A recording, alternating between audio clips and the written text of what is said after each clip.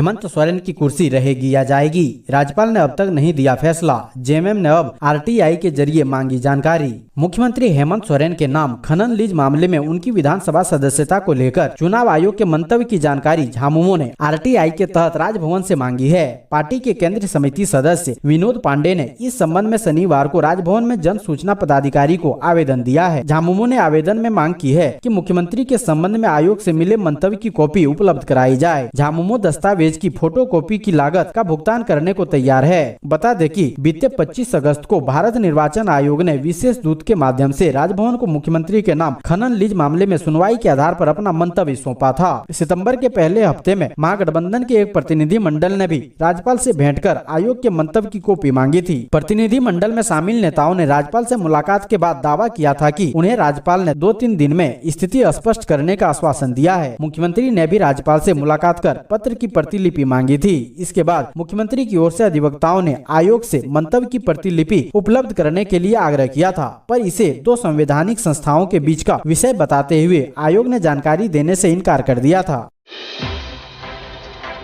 झारखंड के लोगों के लिए बड़ी खबर, महंगी हो सकती है बिजली, वर्तमान दर 17% बढ़ाने की तैयारी में जेबीवीएनएल। झारखंड में बिजली महंगी हो सकती है। हालांकि राज्य विद्युत नियामक आयोग ने बिजली की दर में बढ़ोतरी संबंधी बिजली वितरण निगम के प्रस्ताव पर स्पष्टीकरण मांगा है। आयोग को सौंपी गई रिपोर्ट में बिजली वितरण निगम की वार्षिक रिपोर्ट में कुल 6500 करोड़ रुपए का नुकसान दिखाया गया है। इसकी वजह पिछले 2 वित्तीय वर्ष में दर में बढ़ोतरी नहीं होने को बताया गया है। झारखंड बिजली वितरण निगम ने चालू वित्तीय वर्ष में विद्युत नियामक आयोग द्वारा बिजली टैरिफ पर निर्णय नहीं लेने के कारण कुल 1800 करोड़ रुपए का नुकसान दिखाया है। कुल मिलाकर बिजली वितरण निगम ने वित्त वर्ष 2022-23 में कुल 9000 करोड़ रुपए का खर्च दिखाया गया है।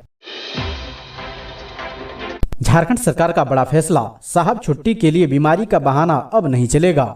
सरकारी मेडिकल कॉलेजों, अस्पतालों व स्वास्थ्य केंद्रों में पदस्थापित चिकित्सकों को अब छुट्टी के लिए बीमारी का बहाना अब नहीं चलेगा। अब किसी प्रकार की छुट्टी के लिए जहां चिकित्सकों को सक्षम पदाधिकारी से न केवल स्वीकृति लेनी होगी, बल्कि बीमारी के नाम पर छुट्टी के लिए मेडिकल बोर्ड की अनुमति लेनी होगी। यदि चिकित्सक बीमारी के कारण छुट्टी पर है तथा उन्हें छुट्टी बढ़ाने की आवश्यकता है तो इसके लिए भी उन्हें मेडिकल बोर्ड से अनुमति लेनी होगी। स्वास्थ्य विभाग ने इसे लेकर स्पष्ट आदेश जारी कर दिया है। दरअसल स्वास्थ्य विभाग को लगातार शिकायतें मिल रही थी कि चिकित्सक बिना सक्षम पदाधिकारियों से अनुमति लिए अनाधिकृत रूप से छुट्टी पर चले जाते हैं, बाद में छुट्टी बढ़ाते भी रहते हैं। ऐसे भी मामले सामने आ रहे थे जिसमें चिकित्सक बीमारी के नाम पर छुट्टी पर चले जाते थे, बाद में छुट्टी बढ़ाते भी रहते थे। इस पर रोक लगाने के लिए स्वास्थ्य विभाग ने पहली बार बीमारी की स्थिति में चिकित्सकों को छुट्टी लेने के लिए प्रत्येक जिले में सिविल सर्जनों की अध्यक्षता में मेडिकल बोर्ड गठित करने का आदेश दिया है। बोलेरो और चेचिस ट्रक में जोरदार टक्कर, 2 बच्चों की मौत, 6 की हालत गंभीर। पलामू जिले के सतबरवा थाना क्षेत्र स्थित राजडेरवा में बोलेरो और चेचिस ट्रक में भीषण ट्रक हो गई। इस सड़क हादसे में बोलेरो में सवार 2 बच्चों की मौत हो गई, वहीं 6 लोगों की हालत गंभीर बताई जा रही है। बोलेरो के परकच्चे उड़ गए हैं। घटना के बाद वहां स्थानीय लोगों की भीड़ जमा हो गई। ग्रामीणों की मदद से सभी घायलों को मेदिनीनगर MNCH भेजा गया, लेकिन हालत गंभीर होने के कारण डॉक्टरों ने सभी को रिम्स रेफर कर दिया। घटना के संबंध में बताया जाता है कि बोलेरो में सवार सभी लोग गुमला के रहने वाले हैं। सभी लोग छत्तीसगढ़ के रामानुजगंज से छेका समारोह में शामिल होकर वापस गुमला लौट रहे थे। झारखंड में नाबालिग लड़की से हैवानियत, 7 युवकों ने किया गैंगरेप, हालत नाजुक। झारखंड में लगातार बेटियों और महिलाओं की हत्या और दुराचार के मामले बढ़ते जा रहे हैं। कहीं विधवा महिला के साथ रक्षक ही भक्षक बनकर सामूहिक दुष्कर्म कर रहे हैं, तो कहीं सनकी आशिक युवती को पेट्रोल डालकर जला दे रहे हैं। वहीं अब ऑर्केस्ट्रा देखकर लौट रही नाबालिग लड़की के साथ आधा दर्जन से ज्यादा दरिंदों ने सामूहिक दुष्कर्म की वारदात को अंजाम दिया। इतना ही नहीं, दुष्कर्म पीड़िता को न्याय दिलाने की जगह गांव के कुछ लोगों ने पंचायत बुलाकर दोनों पक्षों में सुलह कराने की कोशिश की गई।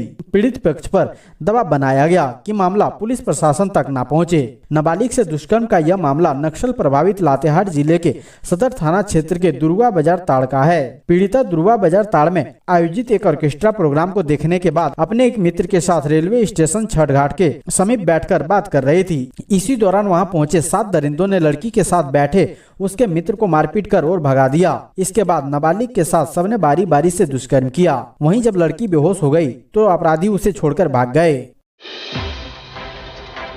दिवाली से पहले ही झारखंड का प्रदूषण स्तर बढ़ा, एयर क्वालिटी इंडेक्स 109 पर पहुंचा। दुर्गा पूजा खत्म हो गया है और दिवाली में महज 20 दिन बचे हैं। ऐसे में दिवाली से पहले ही झारखंड का प्रदूषण स्तर बढ़ गया है, जो चिंता का विषय है। एयर क्वालिटी इंडेक्स के मुताबिक शनिवार को राज्य का औसत एयर क्वालिटी इंडेक्स के मुताबिक शनिवार को राज्य का औसत एयर क्वालिटी इंडेक्स 109 रिकॉर्ड किया गया है, जबकि पूरे देश का एयर क्वालिटी इंडेक्स 103 है। AQI के अनुसार झारखंड का औसत एयर क्वालिटी इंडेक्स देश के AQI से अधिक हो गया है। रांची और जमशेदपुर का प्रदूषण स्तर तो देश के कई भीड़भाड़ वाले शहरों से अधिक हो गया है। झारखंड के कई शहरों का प्रदूषण स्तर सामान्य से अधिक हो गया है। ऐसे में कई जिलों में पर्यावरण पर असर पड़ रहा है। एयर क्वालिटी इंडेक्स खराब होने पर कई तरह की परेशानी हो सकती है। हवा में प्रदूषण होने पर सांस संबंधी बीमारी वाले लोगों को परेशानी हो सकती है। अस्थमा के मरीजों के लिए प्रदूषण परेशानी का कारण होता है।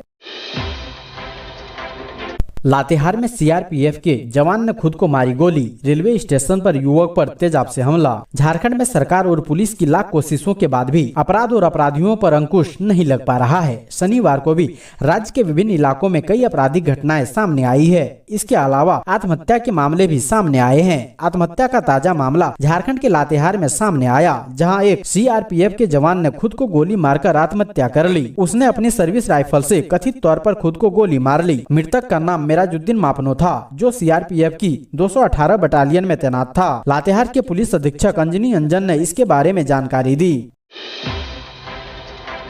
झारखंड के माथे पर एक और कलंक, लड़कियों की कम उम्र में शादी के मामले में देश भर में अव्वल। झारखंड की बेटियों के लिए चिंताजनक आंकड़े सामने आए हैं। रजिस्ट्रार जनरल ऑफ इंडिया द्वारा जारी डेमोग्राफी सैंपल सर्वे की रिपोर्ट के अनुसार झारखंड में सबसे अधिक बालिकाओं की शादी कम उम्र में होती है। यहाँ अभी भी 5.8% बालिकाओं की शादी 18 वर्ष से कम आयु में हो जाती है। पूरे देश में ऐसी बालिकाओं का प्रतिशत 1.9% है, जिनकी शादी वयस्क होने से पूर्व हो जाती है। दूसरी तरफ केरल जैसा राज्य भी है, जहाँ एक भी बालिका की शादी 18 वर्ष से पहले नहीं होती। वर्ष 2020 में हुए सैंपल सर्वे की रिपोर्ट के अनुसार झारखंड के ग्रामीण क्षेत्रों में 7.3% तथा शहरी क्षेत्रों में 3% बालिकाओं की शादी 18 वर्ष से कम उम्र में हो जाती है। इस रिपोर्ट के अनुसार बड़े राज्यों में झारखंड के अलावा 4 अन्य राज्य भी शामिल हैं, जहां 3% से अधिक बालिकाओं की शादी 18 वर्ष से पूर्व हो जाती है। इसमें बंगाल 4.7%, ओडिशा 3.7%, बिहार 3.4% तथा उत्तर प्रदेश 3.3% शामिल है। झारखंड में आधे से अधिक बालिकाओं की शादी 21 वर्ष से पहले हो जाती है। यहाँ लगभग 54.6% बेटियों की शादी 21 वर्ष से पहले हो जाती है। हालांकि इस मामले में पश्चिम बंगाल झारखंड से भी आगे है। 54.9% बालिकाओं की शादी इस आयु से पहले हो जाती है।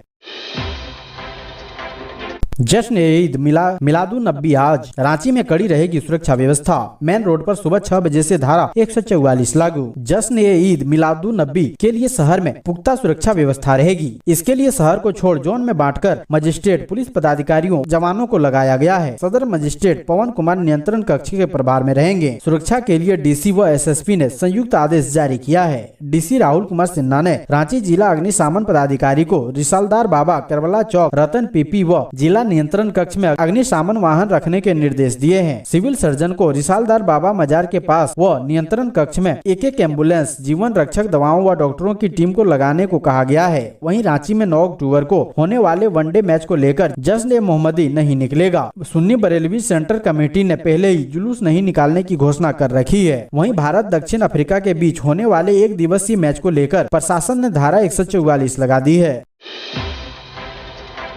हायरे हेल्थ सिस्टम, मदद मिली ना मिला एम्बुलेंस, परिजनों ने शव को रिक्शा पर ढोया।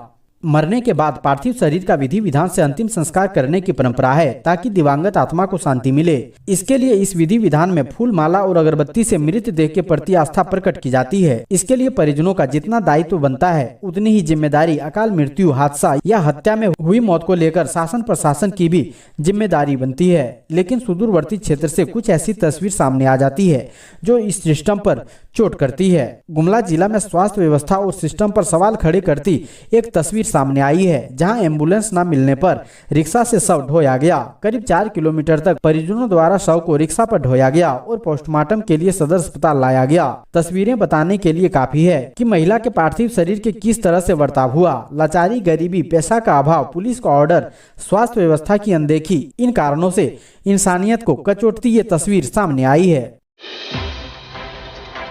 बाबूलाल मरांडी के आरोप पर कांग्रेस का पलटवार, कहा मुद्दा विहीन हो गई भाजपा। भारतीय जनता पार्टी के नेता और पूर्व मुख्यमंत्री बाबूलाल मरांडी ने ईडी की गिरफ्त में आए अमित अग्रवाल के बहाने मुख्यमंत्री हेमंत सोरेन और महागठबंधन की सरकार पर हमला बोला तो कांग्रेस के प्रदेश अध्यक्ष राजेश ठाकुर ने बाबूलाल मरांडी के बयान को उनके भाजपा में अस्तित्व बचाने की कोशिश में दिया बयान करार दिया। कांग्रेस के प्रदेश अध्यक्ष राजेश ठाकुर ने कहा कि भारतीय जनता पार्टी के अंदर ही बाबूलाल मरांडी अपने अस्तित्व की लड़ाई लड़ रहे हैं और ऐसे में वह अनाप शनाप बयान देते रहते हैं। अगर ऐसा करने से बाबूलाल मरांडी का भाजपा में अस्तित्व बचता है तो उन्हें बहुत बहुत शुभकामनाएं।